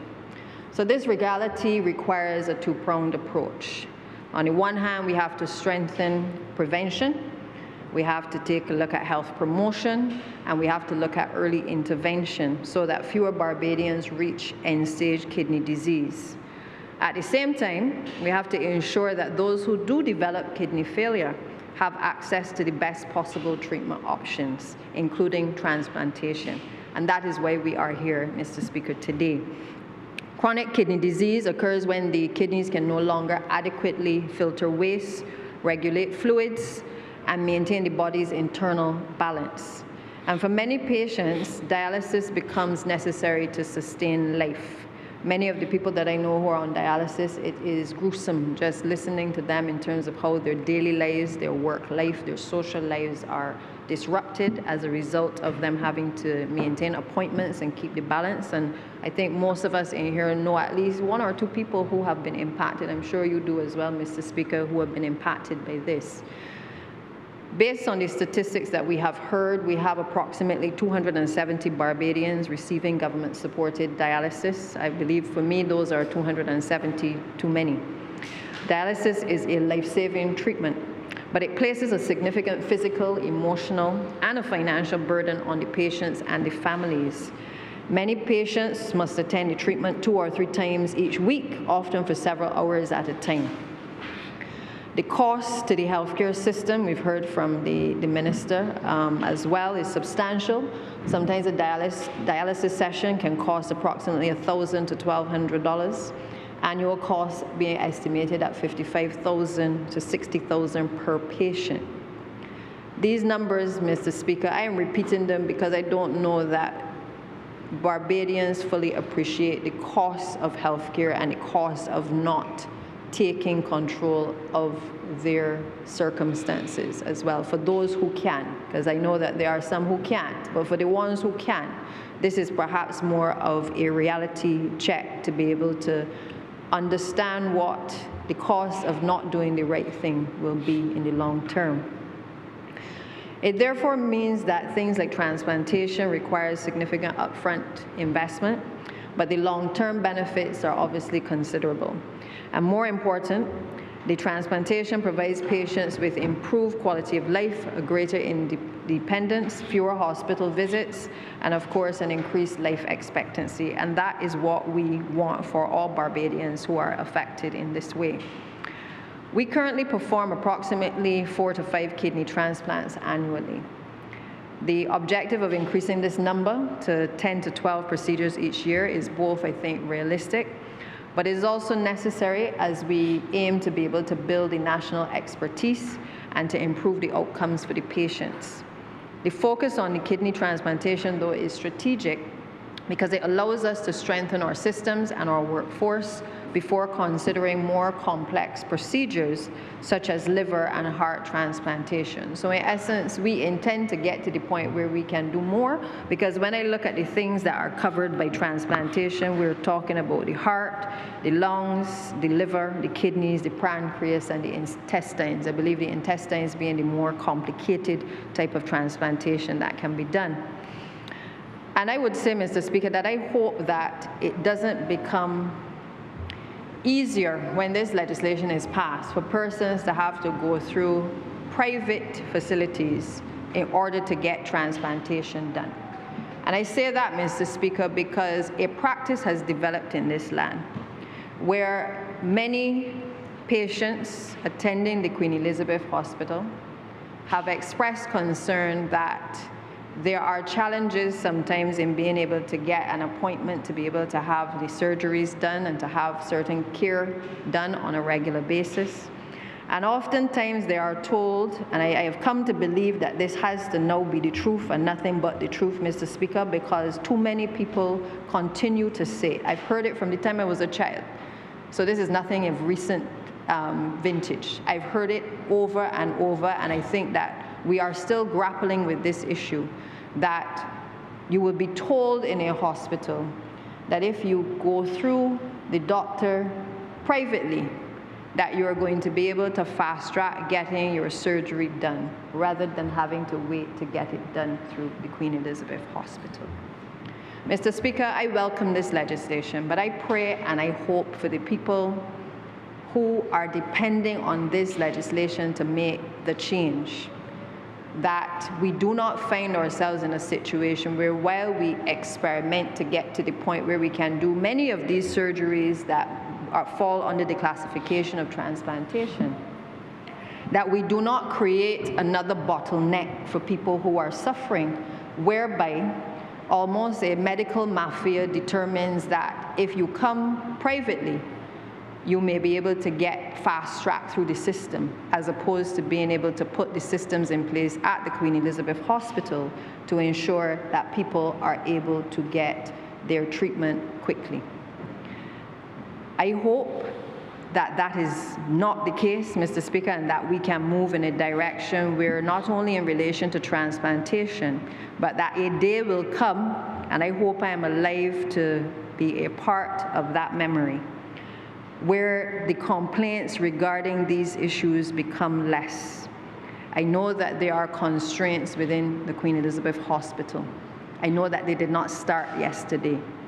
But I believe that certainly, as I have now turned the corner at that half mark of my life, that I would hope that the next 50 years of my life, that I can actually live long enough to hear that we have made a conscientious effort to reduce the number of complaints from the general public where they believe that they are getting the turnaround when they are supposed to get access to an appointment, a surgery at the hospital. I know we are working on things, Mr. Speaker, and the Honourable Minister knows that I speak from a place where it is out of the greatest concern for the people who I represent and I interact with daily. I cannot speak from any other place, Mr. Speaker, because I have to face those people on a daily basis, and therefore I am highlighting it as a matter of urgency that while we do all that we do, that we also focus on making sure that this bill, when it becomes law, does not give the hope to those who right now feel hopeless, but at the same time, that it creates a situation where people are now on long waiting lists to be able to be administered care, or that they find themselves in a situation where it may be cheaper to go private or quicker to go privately to be able to have the relevant care administered. Mr. Speaker, this bill provides a strong foundation for the work that has already been set in motion. So apart from that concern I have, I want to make it clear that I am committed that this bill, we are going in the right direction, but we got to get it right.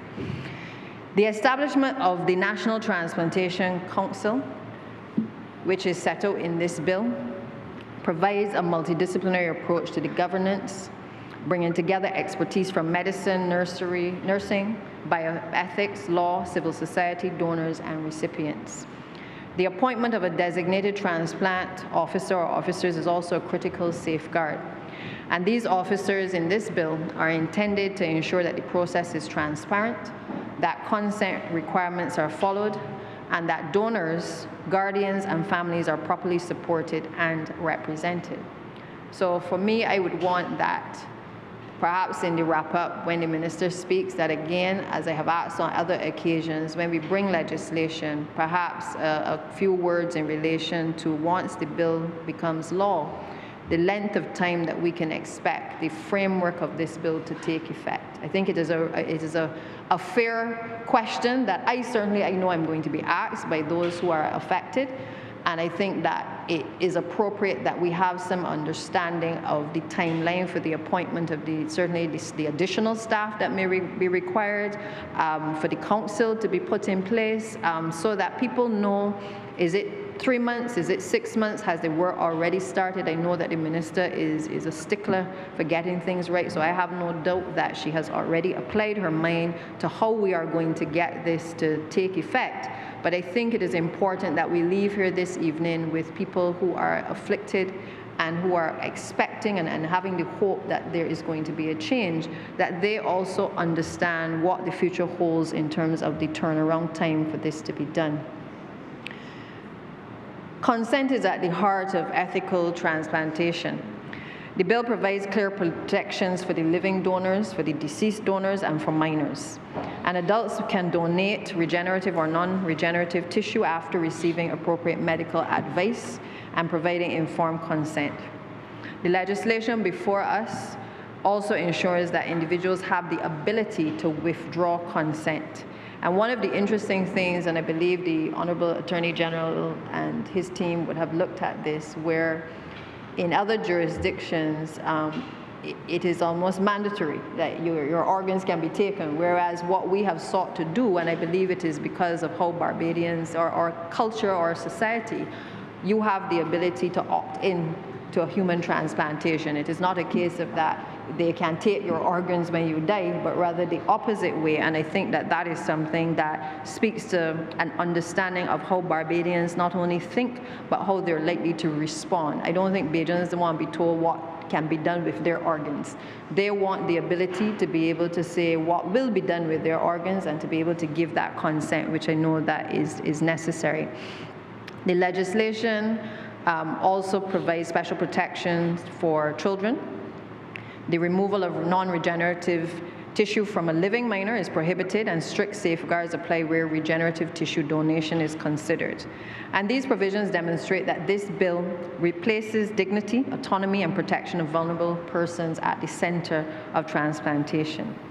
Mr. Speaker, we must also recognize the extraordinary generosity of organ donors and their families. I believe honourable members spoke about this before.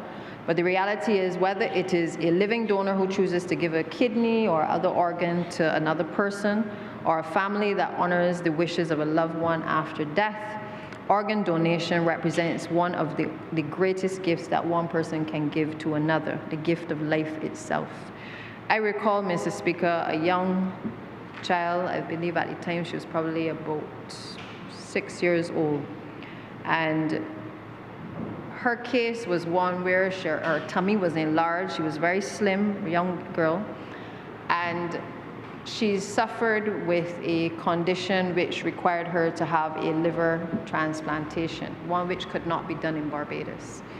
And why this bill, I support this bill, is because, you know, the young lady's mother wanted, both her mother and her father wanted to be at the center of being able to give their organs to her. Unfortunately, we were not in a position here to be able to do it at the time. But one of the things that struck me back then in speaking to the doctors, and let me just say that this child is still alive. One of the difficulties was, it was a few difficulties. One was that because of some other complications, to do surgery may have led to her death through the actual surgical intervention. It may not have improved the quality of her life at the time. But I recall that one of the other concerns of the medical team was the cost of the intervention. And it was at that point, as a young MP, that I realized how sometimes we put a price on life. And I pray and hope again that in relation to this, while we have set up the structures to make sure, or we will be setting up the structures to ensure that there is some clarity in terms of who gets the donation and what priority they come in at, that perhaps the regulations, I know the bill does not currently come with the regulations, but I believe that that is an important factor in being able to allow people to understand the pecking order of being able to have access to the donor and to the organ donation. Because that child today is still alive. Her mom has since died. But this bill gives hope that perhaps someday, whether here or otherwise, that she may be able to be the recipient of a liver transplantation. I also would want that the Honourable Minister and her team review the financial support available for families like that are connected to, say, for instance, this child and others who cannot afford to go outside of Barbados for these very rare cases for intervention. And we need to look at these welfare cases and scrutinize these cases, because sometimes the fact that we cannot do the interventions in Barbados is actually costing the life for a child or an adult who might be able to access that care outside of Barbados. And maybe we need to have additional resources. Maybe we need to look at how we can collaborate with universities or medical hospitals outside of Barbados where we have those situations, because the fact that this little girl is still alive says to me that there may, if the intervention had happened when she was 6, 7 years old, that she may have been able to have a better quality of life. But she was denied the ability to have it here in Barbados when an option exists outside of Barbados. And she should not, no child, no adult should be denied at least the opportunity to be able to access that care if we are able to team up with people outside of the country to make sure that we can get our people outside of Barbados. So while I support this bill, Mr. Speaker, I believe we must ask important questions about implementation, because legislation really creates just the framework, but implementation does not save lives. It therefore requires of the Honourable Minister to indicate after proclamation when can we expect the National Transplantation Council to be established, when will the necessary regulations be completed, and are they in current draft? How soon can we get an idea of how this will actually function? When will the designated transplant officers be appointed and trained? perhaps the most important question is, do we have the full team of expertise available to us on island? I agree we can look to the region, but where are our relationships going with international hospitals abroad and other countries to be able to ensure that we can strengthen the teams that we have here?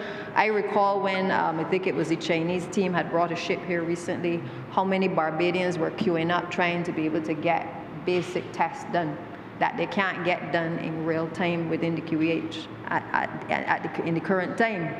And I think that those types of partnerships are not simply a reflection on where we are, but they are to be encouraged, because any country or any other body, medical body that is able to provide the support and the assistance to our healthcare facilities ought to be encouraged, ought to be targeted, and ought to become our partners as a matter of urgencies.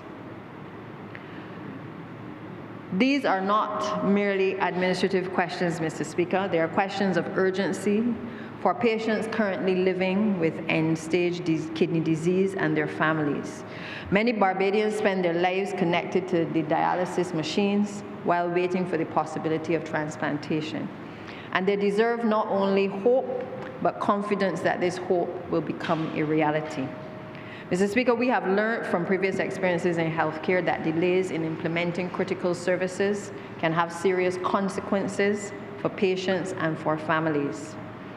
I recall not too long ago, the fight to get the linear accelerator to replace the cobalt machine.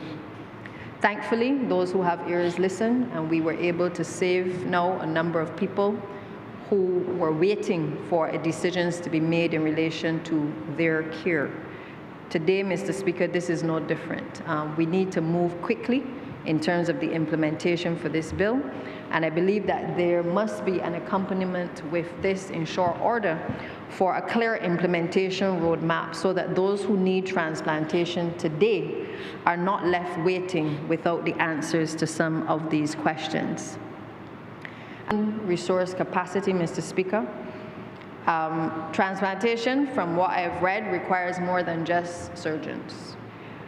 You need nephrologists, you need anesthetists, you need nurses, you need laboratory scientists, you need pharmacists, you need transplant coordinators, psychologists, social workers, and many other professionals working as a team. And therefore, if there are gaps in our existing workforce, what is the plan that we have to address them? Are we expanding the specialized training? Are we, as I said before, building the regional and international partnerships with other transplant centers across the region and the world?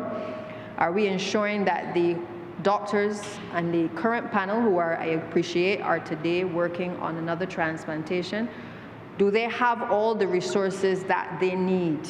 Because we cannot wait another 15 years before we see this acceleration. What I am asking today is for the urgency that the person who is waiting on this legislation or has waited on this legislation for the last decade, that they are in a position to know that some of these questions are going to be answered. With that, Mr. Speaker, I want to acknowledge and thank the healthcare workers who have brought us to this point. The nurses, the doctors, the laboratory professionals, the dialysis teams, the support staff, and the associations who have worked tirelessly to care for the patients, and not only kidney patients, but also others with chronic conditions.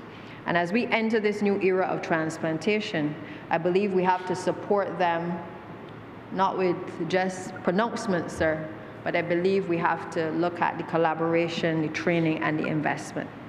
The success of this bill, Mr. Speaker, is not going to be measured simply by the number of clauses that is contained therein, or how long it has taken to be drafted, which is a long time.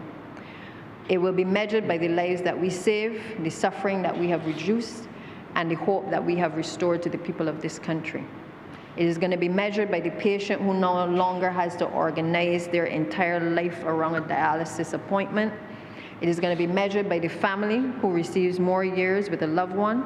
It is going to be measured by the donor whose generosity allows another person to live. It is going to be measured by the allocation of the additional funds through the Social and Welfare Fund at the Queen Elizabeth Hospital. The options can do so without having to wait forever and ever. It will be measured by how long we take to fill the positions for the designated transplant officer, and it will be measured by the public education programs. And by those programs, we're talking about not just on this bill, but on the acceleration of programs to address the issues of chronic non-communicable diseases, which goes hand in hand with this as well. And it will be measured by the published regulations in short order. At its heart, Mr. Speaker, this bill is about hope.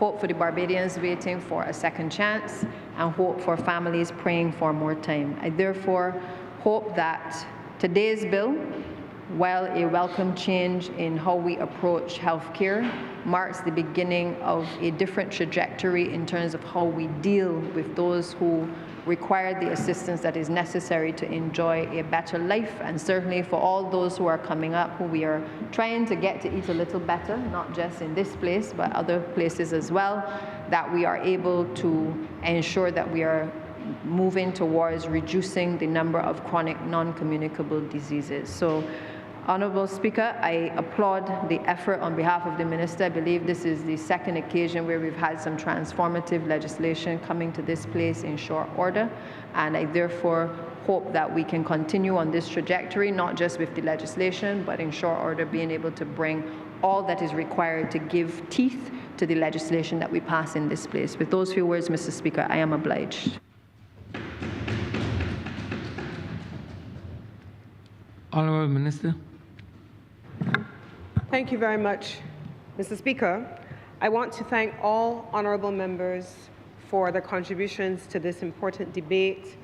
I want to also acknowledge that our leader, Prime Minister, has given her full support to this bill and is caught up in meetings elsewhere on the Parliament compound, but she wanted herself to be here to speak on this bill because it is such a significant piece of legislation. And so as I wrap up, there are just three things that I want to share. I started by speaking in my opening comments, and I've heard, based on what many of the members here have spoken about the challenges of the number of persons who are awaiting transplant, about the number of persons who have approached and asked for help in different ways. Let me start by saying that I'm very conscious of the fact that I stand in the chamber. I come from the other place, but I stand in a chamber surrounded by members of Parliament. Not one and not the other. All of you, members of Parliament representing constituents for whom this bill is meaningful. All of you, and not one or two of you, have had instances where you have come to me or my predecessors and you've raised concerns on behalf of your constituents. There will be a time, and I assure that, where I will speak to many of the broader issues beyond what is before us today. But today, I am taking the opportunity, after 40 years of advocacy and the Barbados Kidney Association being here today from morning until now, still sitting here and having spent the entire time in the other place to keep my attention firmly focused on them and why they are here today and this piece of legislation that they have stood in the gap for almost 40 years. There's nothing more important to our members who are sitting here, from the BKA, from the President to the Vice President, and all of the members who are here, and those who are right now in surgery in the Queen Elizabeth Hospital, including the Transplant Links charity that is headed by Baroness Benjamin, and I'll tell a little story about Baroness Benjamin in a minute. They're on island for the transplant that I opened my comments with today, and they're at the hospital supporting that. They have also facilitated training of the Barbados Kidney Association and those who have the benefit, who want to be able to reap the benefits of this legislation. Today is for them and nothing else. I will not be distracted by anything else on a day like today. The second thing that I will say is that a few years ago, I was on a flight I was going to the UK, and this lady approached me and she recognized me from, I guess, the media, and it was interestingly Baroness Benjamin. And at the time, it was right after COVID, and she had not wanted to restart the transplant program, and they were quite supportive through their charity. And she said to me at the time, I wasn't then Minister of Health, but she said to me at the time, we want to be able to continue supporting Barbados. There was a moment where, especially during COVID, there was not a lot happening, but we want to be able to continue supporting Barbados. And so here we are today. Today is also for persons like her who have long advocated, even on the outside of Barbados, in support of this legislation. Now, for each kidney transplant, and I took the time to ask the colleagues while I was sitting here about the average cost. Not every transplant surgery at this point in time can or is done at the Queen Elizabeth Hospital while we build up capacity. But in the instance where we're talking about kidney transplants, they can cost around $100,000 for each surgery, and that will include all of the screening, most of the medications, and I say most of the medications because not every medication, every drug is on the drug formulary. Some medications you have to pay for separately, but those that are on the drug formulary are covered 100% from the public purse. Same thing with the surgery, same thing with the hospitalization, same thing with the dialysis, same thing with the post-surgery care, and same thing with the maintenance of persons who have had these procedures done and who have chronic kidney disease. The support of the state has been significant. Do we live in a country where everything is perfect? Everything is available in every ministry so that we're always able to roll things out in the way that ideally we would like? No, we don't live in that world. We don't live in that country, and none of us serve, not one of us as cabinet ministers serve in those ministries either. There are all kinds of things that we know require systems and transformations and reforms in order to be able to deliver on behalf of people. And this legislation is no different. When we spoke about an organ, a tissue bank, in the legislation it covers the tissue bank, but I wanted to put some clarity around what we mean when we talk about a tissue bank, especially for members of the public. Barbados has already, that many people understand, a blood bank where you go, you take blood, people go and they donate blood. People have campaigns where they advocate for persons who have had serious accidents or they have serious illnesses and they need blood. They need blood donations. And so those persons go to the blood bank. This is not quite the same. It is not to say that for organs that there is a bank where these organs are kept and stored for weeks or any extended period of time. That's not the reality. In the case of an organ donor bank, these are usually done immediately. And what it mainly maintains is a registry of recipients who are awaiting transplant. Then you're able to do the tissue matching. So you're able to identify who, as a recipient, is awaiting what type of organ and does it match having done all of the screening work. And then usually the surgery takes place almost immediately because the organs are not stored for a very long time. But this bill, much like what we have already been doing for blood, much like what we're going to be doing here now for tissue, much broader than just blood, is built on something that already exists in Barbados. One, voluntary consent. I consent to have my blood taken and put in the blood bank. Two, I consent to my organs to be taken and given as a live donation. I consent, if I have passed, for my organs to be taken and used after my passing. That already exists. Altruism, people responding to fear and to need and to someone else's need to be able to get past a difficult medical situation. Protection of human dignity, making sure that those who have passed and whose organs are being donated are treated with dignity and their family can celebrate their life with a dignified funeral, while at the same time being able to honor the fact that their organs are being donated to an anonymous person. Rigorous medical oversight. In Schedule 1 of the legislation, which is here before this chamber, it outlines the provisions of the National Transplantation Council. And so this legislation, which I believe is available for all members, it outlines the composition of the persons who are there. So mercifully, as I go away from here today, I don't have to figure out who is to be appointed. The National Transplantation Council has 1, the Chief Medical Officer, 2, the Director of Medical Services at the Queen Elizabeth Hospital, 3, a medical practitioner with knowledge of human tissue transplantation on the nomination of the Barbados Association of Medical Practitioners, 4, an individual who is qualified or otherwise experienced in bioethics, 5, a nurse on the nomination of the Barbados Nurses Association, 6, an attorney at law of at least 10 years standing with medical legal knowledge on the nomination of the Barbados Bar Association, 7, a nominee of an NGO with an interest in human tissue transplant. I wonder who that would be.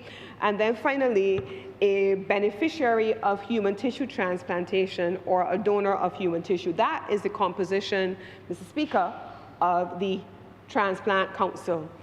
It's not been after we leave here, and so my expectation in response to the queries that were raised is that the legislation in Schedule 1 already establishes how the council is to be comprised, and we can take comfort in knowing that that does not require a lengthy period of time for its implementation. That really is my summary at this point in time. I think a lot has been said, all of which I am supportive of. I am very much looking forward, as Minister, to be able to work across all ministries, the Ministry of Health, the Ministry of Finance, the ministries on the ground in the communities in support of community development. I'm looking forward to being able to work also with the other non-governmental organizations, those who are working on NCD management, changing the way in which we see our food consumption, dealing with how we deal with the school nutrition policy, as was mentioned in the Ministry of Education, so that the lifestyle choices that are being supported in this legislation translate items, working with the Ministry of Agriculture on healthy food consumption. But today, those are all constituent components of an important bill that we are presiding over here today. This bill, 40 years in the making plus the last 12 years or so in review, over the last 6 months in active development. And I think I heard the Minister in the Ministry of Health when he spoke earlier, he talked about, I think it was the Attorney General actually said it was not necessarily a perfect bill. But we can't wait for perfection, because in the meantime, people are still getting sick. People still need treatment. People still need to be able to move beyond medication and dialysis and have the benefit of transplants, not just a live donor transplant where there may not always be that person who's willing to give a live organ, but now, after today, I hope if we're able to pass this bill to have the benefit, finally, of a tissue transplant, an organ transplant from a deceased donor who has chosen to give the gift of life. This is important legislation, and I am grateful for the support of this honourable chamber and all of its members. With these few words, Mr. Speaker, I beg to move that this bill is read a second time. The question is that this bill be read a second time. All those honourable members in favour, please say aye. Those against, please say no. Me think the ayes have it. Mr. Speaker, I beg to move that you do now leave the chair and the Honourable the House resolve itself into committee for further consideration of this bill. The question is that the Speaker do now leave the chair and the House resolve itself into committee for further consideration of this bill. All those honourable members in favour, please say aye. Those against, please say no. Me think the ayes have it.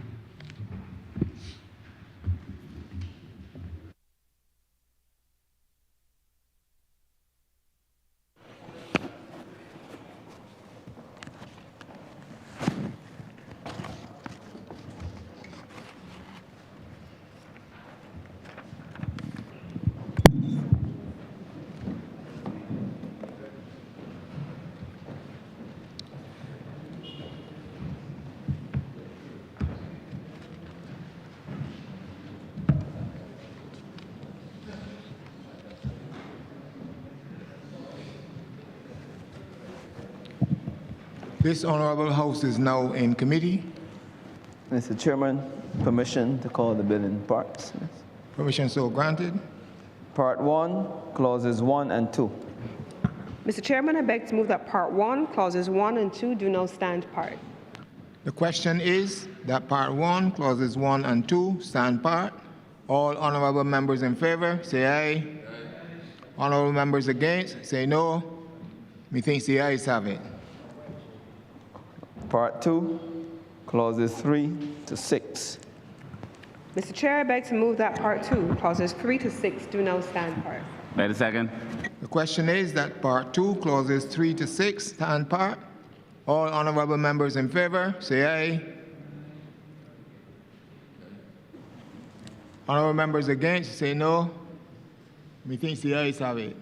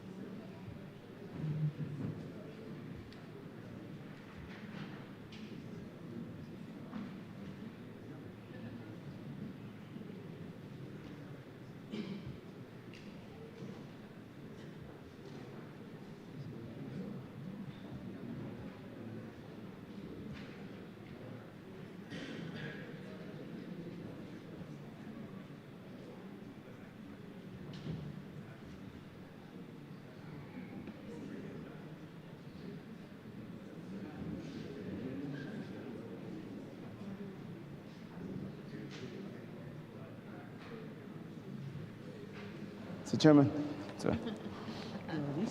Part 3, Clauses 7 to 9. The question, No, hold on, wait. No, go ahead. Go ahead.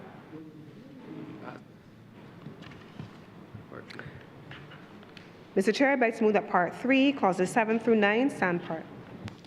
the question is that Part 3, Clauses 7 to 9 stand part. All honourable members in favour, say aye. Honourable members against, say no. Methinks the ayes have it. Part 4, clauses 10 to 13. Mr. Chair, I beg to move that Part 4, Clauses 10 to 13 do now stand part.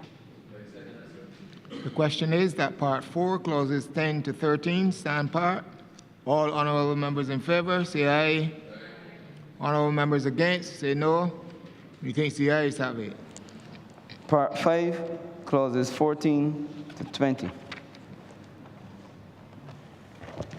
Mr. Chair, I beg to move that Part 5, Clauses 14 through 20 do now stand part.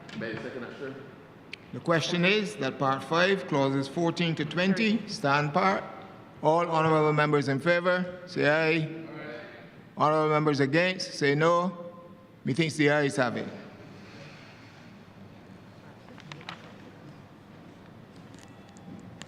Part 6, clauses 21 to 22. Mr. Chair, I beg to move that Part 6, Clauses 21 and 22 do now stand part. The question is that Part 6, Clauses 21 and 22 stand part. All honourable members in favour, say aye. Honourable members against, say no. Methinks the ayes have it. Part 7, clauses 23 to 28.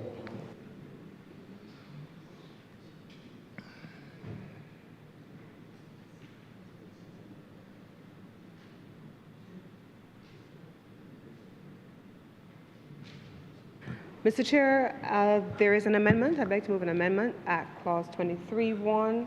I think in the other place we indicated that where there is one witness being required in accordance with the requirements of the Succession Act, that it would be amended to reflect 2. 1 has already been changed at paragraph 1, and we beg to make that change at paragraph 3 as well.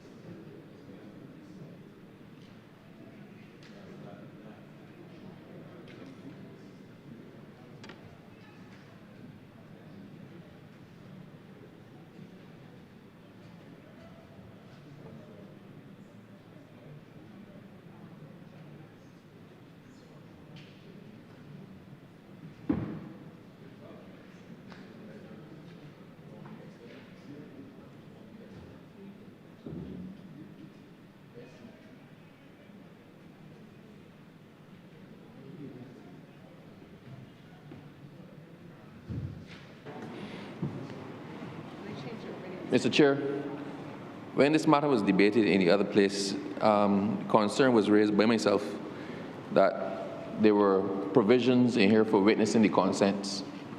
And in some instances, it was one person witnessing. In some instances, it was two persons witnessing.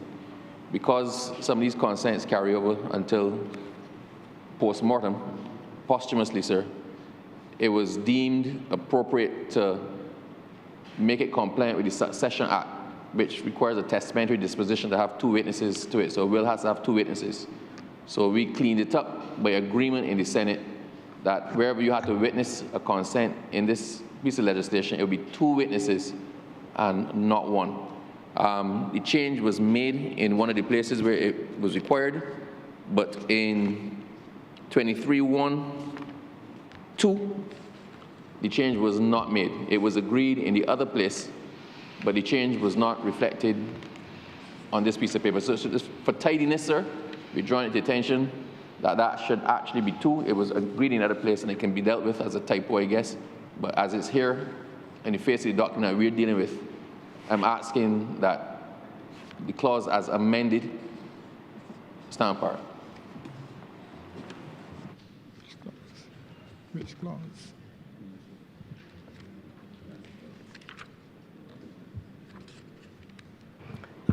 Mr. Chair, with that explanation, I beg to move that the clause as amended do now stand part.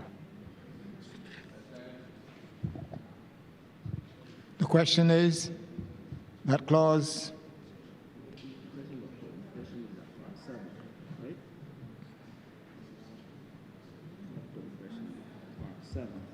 Clauses 23 to 28.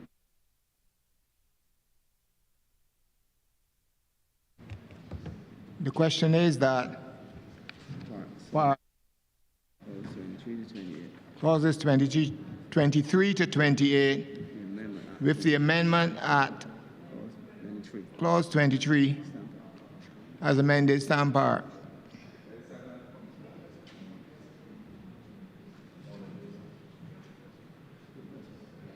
The question is that clauses 23 to 28 as amended stand part. All honourable members in favour, say aye.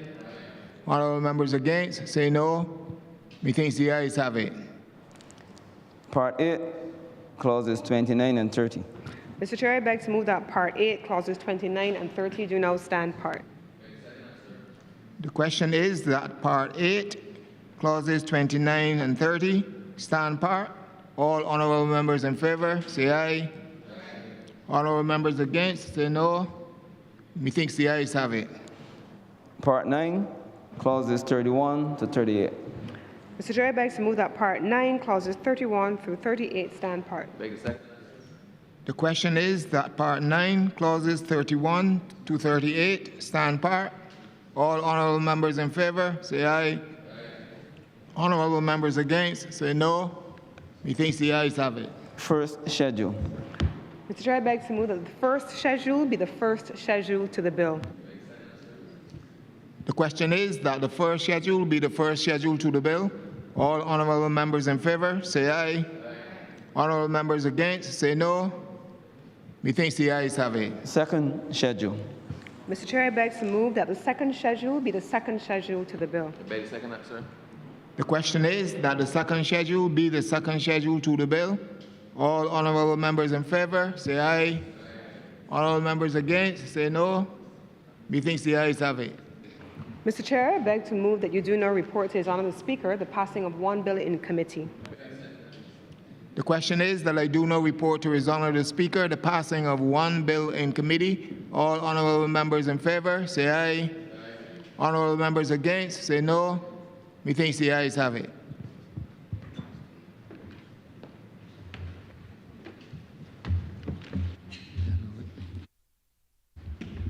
The chairman of committees is reporting the passing of one bill in committee. Mr. Speaker, I beg to move that this bill is read a third time. The question is that the bill be read a third time. All those honourable members in favour, please say aye. Those against, please say no. We think the ayes have it. Mr. Speaker, I beg to move that this landmark piece of legislation do now pass and be cited as the Human Tissue Transplant Act 2026. The question is that this bill be passed and so cited. All those honourable members in favor, please say aye. Those against, please say no. Me think the ayes have it. This bill is passed and so cited.